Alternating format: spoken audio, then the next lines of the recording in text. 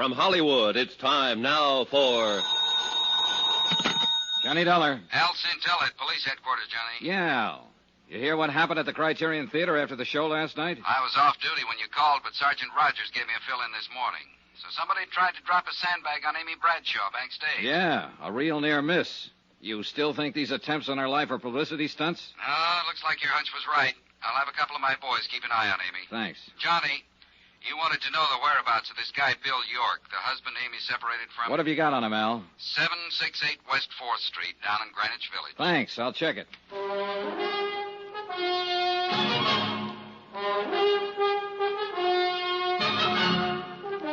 Tonight and every weekday night, Bob Bailey in the transcribed adventures of the man with the action-packed expense account, America's fabulous freelance insurance investigator. Yours truly, Johnny Dollar.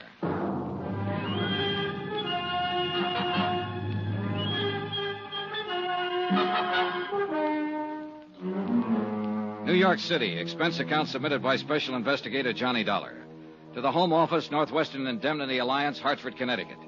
The following is an accounting of expenditures during my investigation of the Amy Bradshaw matter. Expense account item 8, $275. Taxi from my hotel to Greenwich Village to try and locate a writer named Bill York, who had separated from Amy 6 months ago. Amy was a good actress, but she couldn't hide the fact she was plenty scared by the attempts on her life in the last 3 days. My hunch was it was someone close to Amy, and Bill York was very much on my list. After all, he was the beneficiary on her life insurance policy. I hadn't been to this part of the village in 2 or 3 years, but from the looks of it, it hadn't changed a bit. Defiantly shabby and run down. A few beards here and there, a few gals with long, straight hair. Bookstores and bars, side by side. I checked at the address Al Centella had given me. It was a beat-up old rooming house. You come down here to interview the famous writer, something like that? Not exactly.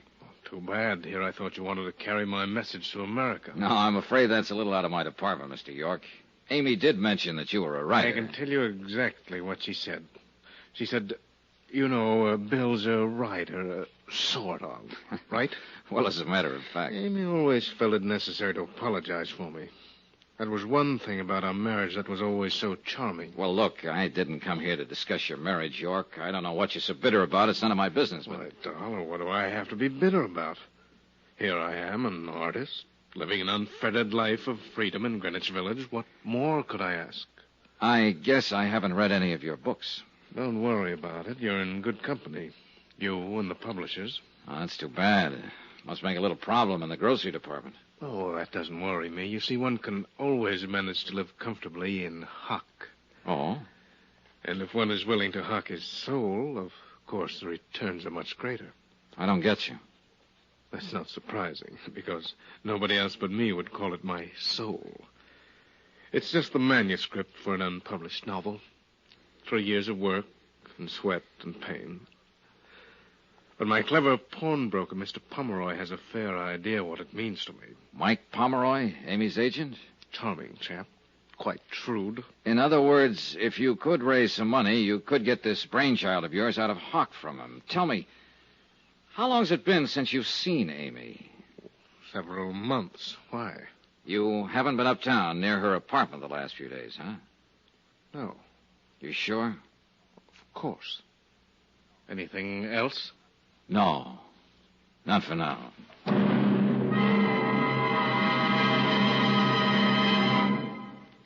We will continue with the Bradshaw matter in a moment.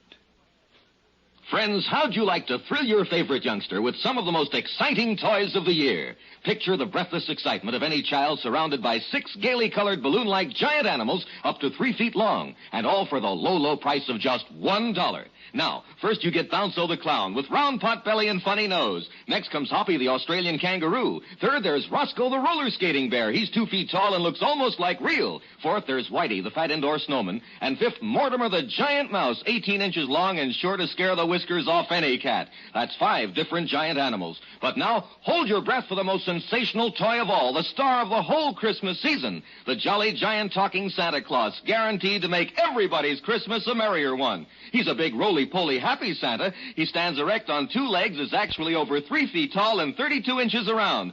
Best of all, he actually talks. Just pull the tape and he says, Merry Christmas for all to hear. He's the biggest, merriest, talkingest Santa ever. Sure to please your youngsters and spread good cheer. Yes, Giant Santa proves there really is a Santa Claus. That's a total of 6 giant animals made of brightly colored, preformed, sturdy latex, which the kids can easily inflate. And the cost, just $1, not for each, just $1 for all 6 of these lovable giants who'll turn your home into a circus parade. And here's a surprise. Mail your order today and you'll also receive absolutely free Peter the Rabbit, actually over 2 feet tall with big red ears almost 9 inches long. But you must send now.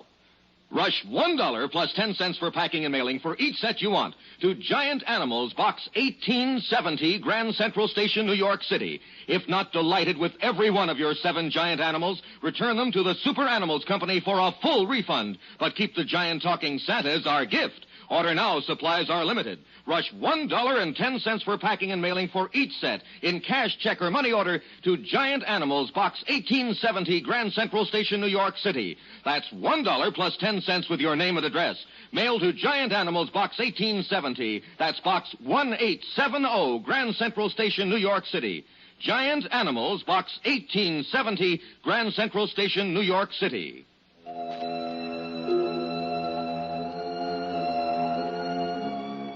I was getting nowhere in my attempt to find out who was gunning for Amy Bradshaw, and I knew it. I called Mike Pomeroy, her agent, but he was out, so I took the next name on my list, the producer of Amy's play, Emery Taylor. Expense account item 9, $175, cab fare to Taylor's apartment in the mid-50s near the Museum of Modern Art. Taylor wasn't in, but his wife Dora was. She was sleek-looking and a little on the brittle side. She was sitting behind a small bar in the den, and she looked quite at home there. Drink? Thanks. Will your husband be back soon, Mrs. Taylor? Who knows? Yeah. Oh, thank you. What do you want to see him about? Amy Bradshaw. What about Amy Bradshaw? I wanted to ask him if he knew of anyone who might want to harm Amy for any reason. Oh, I could answer that better than Emery. There is someone? There certainly is. Who? Me. Why? Would you like it if your husband was knocking himself out for for a younger woman? Well, now, isn't that part of the business? Is it? That's not all. Amy's hurt plenty of people getting where she is. You think your husband's one of them? I hope not. Who has she hurt, Mrs. Taylor? Do you know Dave Coleman? Her director? He was very much in love with Amy a few months ago. Oh, I see. I don't like to see someone I like get the way he was. One night here, he had a couple too many. He said, if he couldn't have her... Oh. Funny. How quick he got over it, though. Never says anything about it anymore, huh? Not a word. What about Porter Kane? Oh, you've met him. Is he one of them that Amy's hurt? No, he's not in that category. Whatever happened to hurt him must have happened at about the age of 5. What do you mean? Oh, isn't that when most of our troubles start? I wouldn't know. I once paid a psychiatrist $500 to tell me that's when mine started. Your troubles? Sure. Can't you tell, Mr. Dollard? I'm the mixed-up type. Aren't we all, Mrs. Taylor? I left her, still sitting behind the bar, and somehow I felt sorry for her. But she had given a new lead. David Coleman, Amy's director, who'd had it bad for Amy just a few months ago and had now completely recovered. Maybe. I made a mental note to have a little chat with Coleman that night. Then I put in another call to Mike Pomeroy. This time he was in, and I finally talked him into meeting me at a little bar on West 44th near the theater. But when I got there, I could see that he wasn't feeling very cooperative. Look, Dollar, I suggested once before, nice and polite, that maybe you should try minding your own business. I got the message, all right, Pomeroy, and now I've got one for you. I am minding my own business. This is what I was hired to do. The insurance company I represent holds a pretty hefty life insurance policy on Amy. And if she's in any danger, they want to know about it. But I told you before, I think this whole thing's pretty silly. I had a talk with Bill York, the writer, this morning. Even though he and Amy are separated, you know, he's still the beneficiary on her policy. So? So he says he's in hock to you. He's a bum. He wasn't doing Amy any good. She was worrying about him. When they split up, I told him as long as he stayed away from her, didn't try to see her, I'd keep him in groceries. I see. But naturally, I wanted some security. The manuscript of his book, for instance? Great unborn American novel. Well, apparently that manuscript means a lot to him. That's why I figured it'd be good security. What's the matter, Dollar? You look like you smelled something bad. Do I? What am I supposed to be? A philanthropist? Let me make one thing clear, Pomeroy. As far as the kind of loans you make, I agree with you. It's none of my business. But maybe I just got a sensitive nose. Yeah. Anyway, now I want my dough back. Is there anything wrong with that? Not a thing. I've got a play lined up I know will go over big. I want to produce it. York's tab has run up to several $1,000 now. I could use the money. I see. The stupid part of the whole deal is that York could pay me back within a couple of months if he wanted to. Oh. Sure. There's a lot of dough floating around to be made in television these days. But that prima donna thinks he's way above that sort of thing. This play you want to produce, Pomeroy, will it star Amy? No. Sheila Mitchell. Oh. Well, thanks for the information. Be seeing you. I doubt it. On my way over to the Criterion Theater, I thought about Pomeroy. A rugged customer. And I felt he was one more who wouldn't let anyone stand in the way of anything he wanted to do. After the show, I picked up Amy backstage and took her back to her apartment. She looked very tired and didn't say much. We said goodnight at the front entrance, and I started walking along the sidewalk. Then I spotted somebody in the shadows across the street again, watching. I could tell from his hat and coat he was the same one who'd been there the night before last. I kept on walking until I reached the corner, then circled halfway around the block to an alley and edged up on him from behind. He didn't see me until I dove at him. Well, Bill York. So, what are you doing here? So you haven't been near Amy for a long time, huh? Except tonight and the night before last, watching her apartment. Darling. Come on, York, start talking. And it better be good.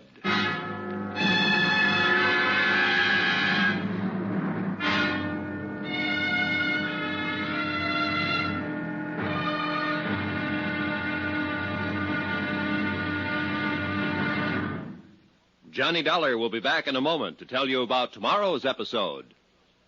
Friends, send for your set of some of the most exciting toys of the year. 6 giant inflatable toys for only $1. Some up to 3 feet tall. You get Bounco the Happy Clown, Hoppy the Australian Kangaroo, Roscoe the 2 feet long roller skating bear, Whitey the fat indoor snowman, Mortimer the giant mouse 18 inches long, and last but not least, the great giant talking Santa, a roly-poly giant over 3 feet tall and 32 inches around the belly that actually says Merry Christmas out loud when you pull the tape. That's 6 sensational giant toys for only $1, made of sturdy, gaily colored latex that the kids can easily inflate. Send $1 for each set to Giant Animals, Box 1870, Grand Central Station, New York City. And if you order right now, you get Peter the Rabbit over 2 feet tall absolutely free. If not delighted with your giant animals, your money refunded immediately. Order today. You may never hear this offer again. Rush $1 plus 10 cents for packing and mailing in cash, check, or money order to Giant Animals Box 1870, Grand Central Station, New York City. That's $1 plus 10 cents for each set with your name and address to Giant Animals Box 1870, Grand Central Station, New York City. Now, here's our star to tell you about tomorrow's episode of the Amy Bradshaw Matter. Tomorrow, I find I have even more of a reason for keeping Amy alive than I'd realized. Join us, won't you? Yours truly, Johnny Dollar.